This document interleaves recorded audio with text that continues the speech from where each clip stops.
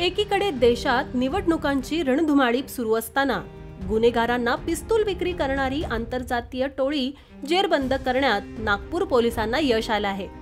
या कारवाईत या टोळीतील मुख्य सूत्रधारासह इतर 4 जणांना अटक करण्यात आली आहे। पोलिसांना मिळालेल्या गुप्त माहितीच्या आधारे नागपूर पोलिसांच्या गुन्हे शाखा युनिट 4 च्या पथकाने सापळा रचत ही कारवाई केली। यात 4 पिस्तूल आणि 9 काडतुस जप्त करण्यात आली आहेत। या 5ही संशयित आरोपींना पोलिसांनी अटक केली असून या प्रकरणाचा अधिक तपास सध्या पोलीस करत आहे।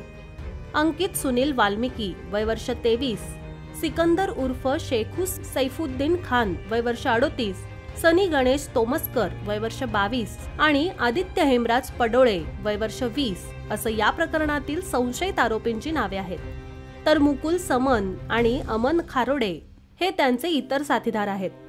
मिळालेल्या माहितीनुसार अंकित वाल्मिकी हा या रॅकेटचा मुख्य सूत्रधार असून त्याच्यावर यापूर्वी खुनाच्या प्रयत्नासह इतर अनेक गुन्हे दाखल आहेत।